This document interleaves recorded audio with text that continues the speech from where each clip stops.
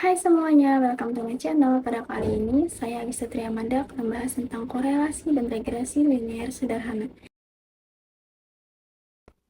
Oke, jadi apa sih korelasi itu? Korelasi ialah alat untuk mengukur hubungan antar variabel.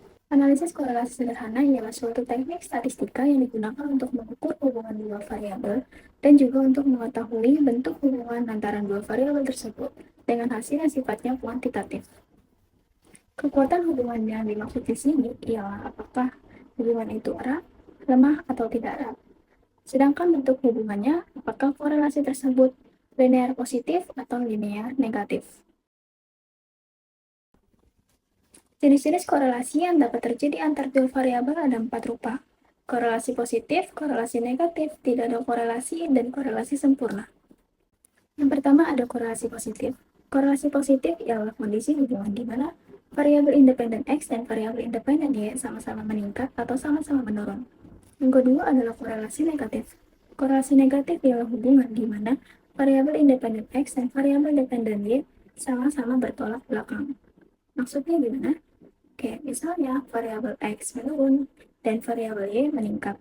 Begitupun juga sebaliknya. Yang ketiga ialah tidak ada korelasi.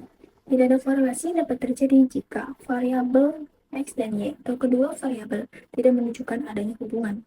Yang keempat ada korelasi sempurna. Korelasi sempurna ialah kondisi di mana korelasi dua variabel benar-benar terjadi. Baik, sekarang kita masuk ke koefisien korelasi. Koefisien korelasi merupakan angka yang menunjukkan tinggi atau rendahnya hubungan antara dua variabel atau lebih kecil. Koefisien korelasi yang tinggi menandakan besarnya hubungan antara dua variabel. Biasanya besar koefisien korelasi berkisar sebesar 0 sampai 1. Berikut adalah persamaan koefisien korelasi, di mana X adalah variabel independen, Y variabel dependen, dan N banyaknya sampel. Menurut Weinfurt, klasifikasi koefisien korelasi ada beberapa macam, yaitu 0 sampai 0,2 tidak ada korelasi, 0,2 sampai 0,4 korelasi rendah, 0,4 sampai 0,7 korelasi cukup tinggi, 0,7 sampai 0,9 korelasi tinggi, dan 0,9 sampai 1 korelasi sempurna. Koefisien determinasi sering diartikan sebagai seberapa besar kemampuan semua variabel independen dalam menjelaskan varians dari variabel dependennya. Secara sederhana, koefisien determinasi dapat dihitung dengan cara mengkuadratkan koefisien korelasi. Berikut persamaannya. Oleh karena itu, besarnya koefisien determinasi ialah R kuadrat selebih dari sama dengan 0 dan kurang dari sama dengan 1. Dan tidak ada koefisien determinasi yang bertanda negatif dengan dikuadratkan. Baik, berikutnya regresi linear sederhana. Regresi adalah salah satu model yang dapat memprediksi variabel dependen melalui variabel independen. Analisis regresi merupakan sarana yang dapat dipergunakan untuk mempelajari hubungan fungsional antara variabel-variabel yang dapat dinyatakan dalam bentuk persamaan matematik, dan garis yang dapat berbentuk garis lurus atau linear dan tidak garis lurus atau non-linear. Berikut persamaannya. Lalu bagaimana cara mencari berapakah nilai A dan B? Nilai A dan B dapat diperoleh melalui persamaan berikut. Kesalahan baku estimasi merupakan indeks yang dapat digunakan untuk mengukur tingkat ketepatan regresi dan koefisien regresi, atau untuk mengukur titik-titik observasi di sekitar regresi. Berikut persamaan umum dalam kesalahan baku estimasi. Seorang mahasiswa bernama Herdi ingin mengetahui apakah ada hubungan yang terjadi antara motivasi belajar dan prestasi belajar pada Universitas BSI. Ia ingin mengamati korelasi, koefisien determinasi, regresi, dan simpangan baku yang terjadi antara dua variabel tersebut. Oke, di sini jadi kita akan menghitung dan memecahkan keempat kasus tersebut. Di sini ada tabel soal, di mana X ialah motivasi belajar dan Y adalah prestasi belajar. Sebelumnya kita harus mencari tahu lebih dulu berapa nilai XY, X kuadrat, dan Y kuadrat. Untuk rumus, XY adalah sama dengan X dikali Y. Lalu untuk X kuadrat sama dengan kolom X dipangkatkan 2. Lalu untuk Y kuadrat sama dengan Kolom Y dipangkatkan 2. Oke, sekarang kita drag aja ke bawah. Nah, ketemu hasil sebagai berikut. Langsung saja kita masuk ke kasus pertama, yaitu korelasi. Korelasi sendiri ialah hubungan antara kedua variabel. Untuk persamaannya, sebagai berikut, kita langsung masuk aja ke soal sama dengan N. N-nya itu ialah jumlah banyaknya data. Pada soal kita ada 15 data. Berarti N-nya 15 dikalikan sigma XY,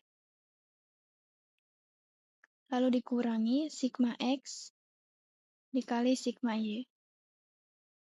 Ketemu hasilnya, lalu kita mencari penyebutnya. Untuk rumusnya sama dengan akar kuadrat. Akar kuadrat di sini rumusnya ialah SQRT. N-nya itu 15 dikalikan X kuadrat sigma X kuadrat. Lalu dikurangi sigma X yang dikuadratkan. Oke, lalu dikali N-nya 15 dikali sigma Y kuadrat dikurangi sigma Y yang dikuadratkan. Oke, rumusnya seperti ini, kita langsung tekan enter. Nah, untuk hasil akhirnya kita langsung bagi saja. 5880 dibagi 6551. Nah, ini adalah hasil akhir dari korelasi. Nah, selanjutnya kita akan menganalisis rumus korelasi berdasarkan rumus Excel. Itu sama dengan korel. Nah, di sini ada array 1. Array 1 di sini ialah variabel X. Kita langsung drag aja, langsung blok aja ke bawah. Titik 2, array 2-nya itu yaitu variabel Y. Sama, kita langsung blok aja ke bawah, tekan enter. Nah, hasilnya melalui dua cara sama ya. Berarti ini terbukti rumus manual dan rumus cepatnya ini sama-sama benar. Oke, kita lanjut ke kasus 2, koefisien determinasi. Koefisien determinasi ini rumusnya ialah R kuadrat dikali 100%. R kuadrat ini ialah nilai korelasi yang sudah kita pecahkan sebelumnya di sini. Nah, langsung saja kita masuk ke rumus sama dengan R dipangkatkan 2. Oke, cukup seperti ini. Dan untuk menjadikannya persentase, kita ubah di sini. Persentase.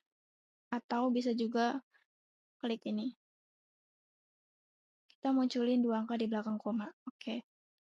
Nilai koefisien determinasinya ialah 80,54%. Oke, untuk kasus yang ketiga ialah regresi. Di sini kita akan mencari tahu apakah ada pengaruh antara motivasi belajar dan prestasi belajar. Jadi untuk rumus regresi ialah sama dengan A plus BX. A dan B ini memiliki rumus tersendiri. Jadi, kita harus mencari tahu lebih dulu nilai A dan nilai B. Lalu bisa memasukkannya atau lalu bisa mengetahui nilai regresinya seperti apa dan berapa. Oke, langsung saja kita mencari nilai A. Rumusnya ialah sigma Y dikalikan sigma X kuadrat. Lalu dikurang sigma X dikali sigma XY. Untuk penyebutnya sama dengan 15. N-nya itu 15 ya, ingat. Dikalikan sigma X kuadrat, lalu dikurangi sigma X yang yang dikuadratkan. Nah, hasil akhir dari A kita langsung bagi saja. Oke. Nah, untuk mencari nilai B, memiliki rumus tersendiri, kita langsung masuk saja. Untuk N-nya yaitu 15, dikalikan sigma XY dikurangi sigma X dikali sigma Y. Lalu untuk penyebutnya sama dengan 15 dikali sigma X kuadrat dikurangi sigma X yang dikuadratkan. Nah, untuk hasil akhirnya kita langsung bagi saja.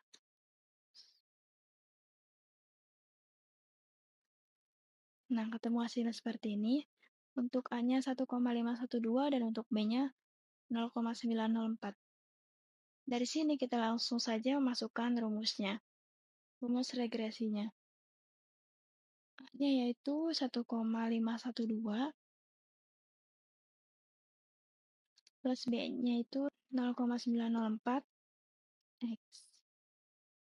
Kenapa ada X? Karena memang rumusnya ada X di belakang B ini. Oke, untuk rumus regresi sudah. Nah, sekarang kita akan memecahkan kasus 4, yaitu kesalahan baku estimasi. Untuk persamaannya sebagai berikut. Namun, untuk memecahkan kasus ini, kita harus mencari tahu dan melengkapi tabel berikut. Kita langsung saja. Untuk Y sendiri, rumusnya ialah A plus BX. Nah, A-nya itu sudah kita cari sebelumnya. Ini kita kunci aja. Plus B, ini juga kita kunci. Lalu dikali X. Nah, untuk Y min YT sama dengan variabel Y dikurangi variabel YT. Oke, untuk selanjutnya Y min YT kuadratkan. Ini tinggal kita pangkatkan 2 aja. Sudah begini, kita langsung drag aja ke bawah. Nah, sudah ketemu hasilnya berapa, baru kita bisa masukkan ke rumus kesalahan baku estimasi. Untuk rumusnya itu sama dengan, ingat akar kuadrat, rumusnya ialah SQRT dikali sigma Y min YT kuadrat. Itu ada di sini ya. Jadi kita langsung pilih ini, lalu dibagi 15 kurang 2. 15 dapat dari mana? Jumlah data kita ada 15. Ini kita langsung enter aja. Nah, hasil akhir dari kasus 4, kesalahan baku estimasi ialah 2,566183.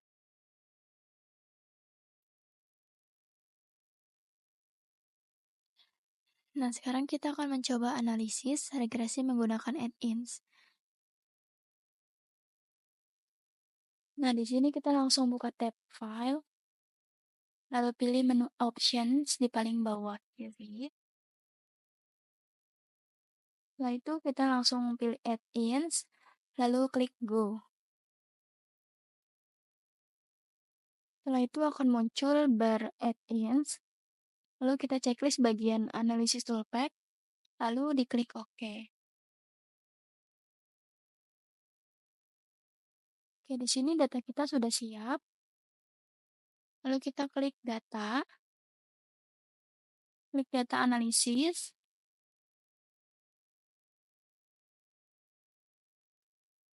Lalu akan muncul pop-up data analisis, kita pilih regresi, kemudian klik OK.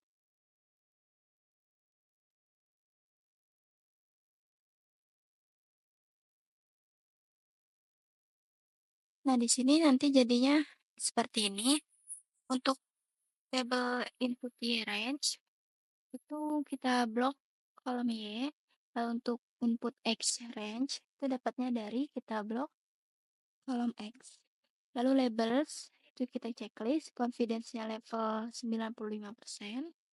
Untuk output range ini, artinya ada hasil data atau data hasilnya akan kita taruh di mana.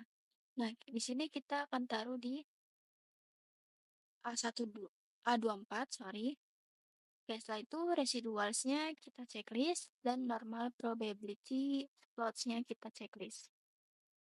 Setelah itu kita klik OK.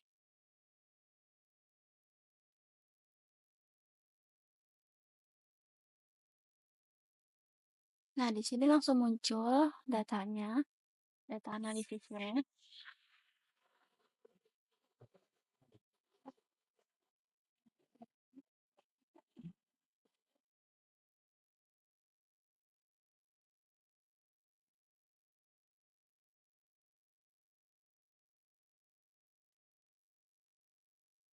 Oke, jadi cara membacanya untuk multiple R adalah nilai korelasi antara motivasi belajar dan prestasi belajar. Itu sebesar 0,891. Lalu untuk R square adalah nilai koefisien determinasi, yaitu sebesar 0,794. Yang berarti bahwa besarnya pengaruh yang diberikan oleh motivasi belajar dan prestasi sebesar 0,74794 atau bisa dibulatkan 80%. Sedangkan sisanya 20% dipengaruhi oleh faktor lain. Berikutnya ANOVA. ANOVA ini adalah kolom mean of square atau rata-rata jumlah kuadrat. Ini adalah hasil bagi antara kolom SS dengan kolom DF. Dari perhitungan MS ini, selanjutnya dengan membagi antara MS regresi dengan MS residual, didapatkan nilai F. Nah, nilai F ini yang dikenal sebagai F hitung dalam pengujian hipotesa, dibandingkan dengan nilai F table. Jika F hitung lebih besar dari F table, maka dapat dinyatakan bahwa secara simultan bersama-sama, prestasi belajar dan motivasi belajar berpengaruh signifikan terhadap permintaan. Selain itu, kita juga bisa membandingkan antara taraf nyata dengan p-value. Dalam istilah Excel adalah significance F. Jika tarif nyata lebih besar dari p-value, maka kesimpulannya sama dengan di atas. Misalnya kita menetapkan tarafnya 95%, karena p-value sama dengan 0,00. Maka dapat disimpulkan bahwa prestasi belajar dan motivasi belajar secara bersama-sama berpengaruh signifikan terhadap permintaan.